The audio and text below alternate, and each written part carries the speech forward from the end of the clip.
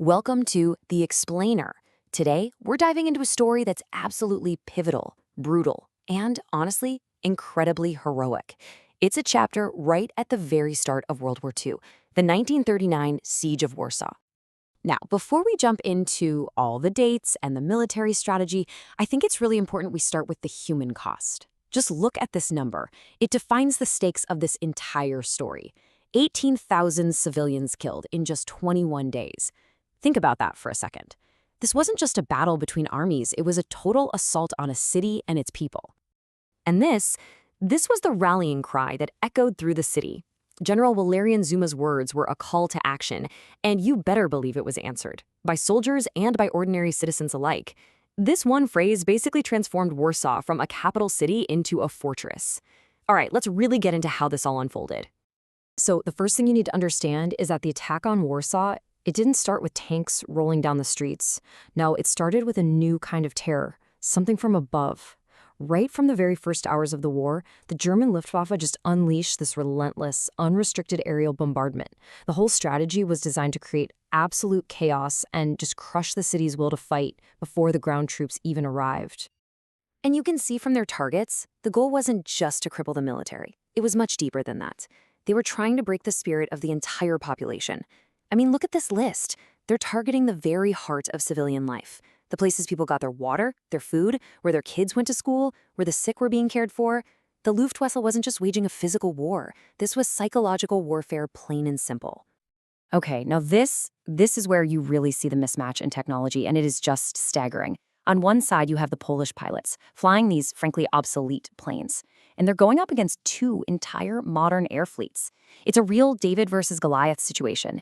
And yet, and this is the amazing part, in those initial days, they were incredibly successful. They actually shot down over 40 German aircraft. It was just an unbelievable display of skill and pure bravery. But, it was tragically unsustainable.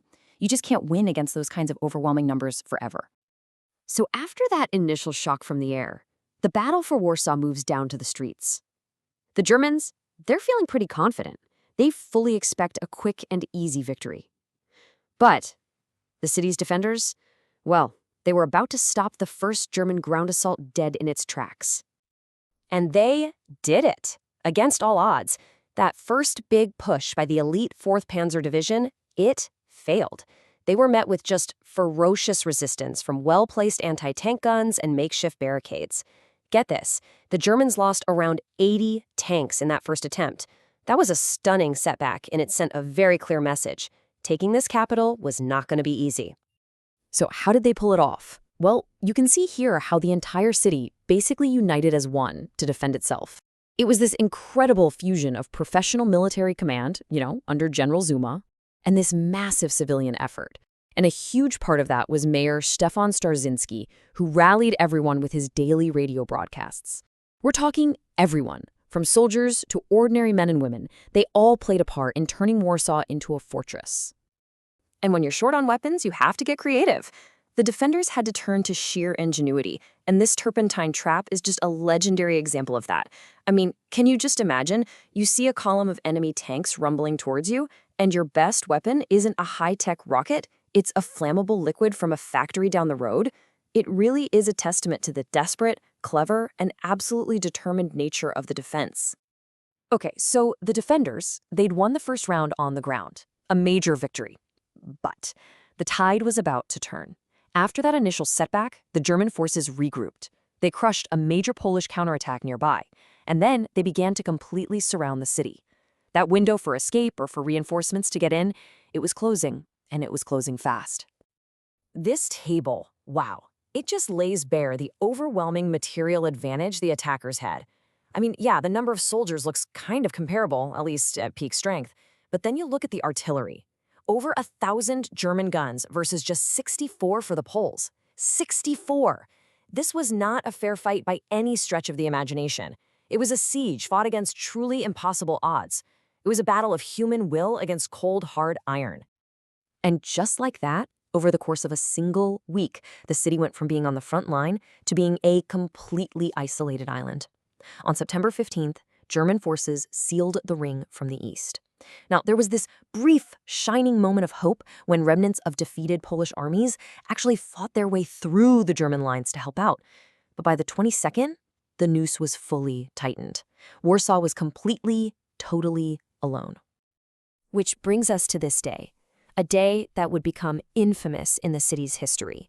With Warsaw now fully encircled, the Germans decided it was time to unleash the full, terrifying force of their air and artillery power.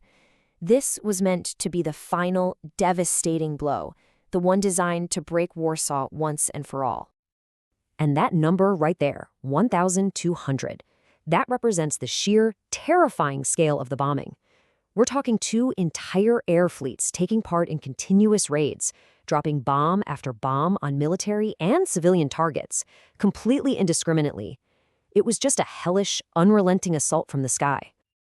So, faced with this kind of onslaught, and with a humanitarian situation that was just becoming impossible, Warsaw's commanders had to make an agonizing choice. The spirit to fight? Oh, it was still there. But the actual means to survive? They were disappearing by the hour. And it really wasn't just one single thing. It was this catastrophic combination of military pressure and a humanitarian crisis that was just spiraling out of control. The waterworks were destroyed, which meant no water to drink and no water to fight the constant fires. Food and medical supplies gone. And then, the final nail in the coffin. The Soviet invasion of eastern Poland on September 17th. That just extinguished any last glimmer of hope that help might be coming. The fight, sadly, was no longer sustainable. So, on September 28th, the city officially capitulated. And after the surrender, all 140,000 of the city's defenders were marched into captivity. Warsaw was left under a brutal German occupation that would end up lasting for the next 5 years. But here's the thing you have to remember. The defense of Warsaw, even though it ended in defeat, was absolutely not the end of the story. It became this incredibly powerful symbol of defiance. The courage that was shown in 1939, it laid the groundwork for all the resistance that would follow, most famously, of course, the Warsaw Uprising 5 years later. This wasn't an end. This was the beginning of a legend.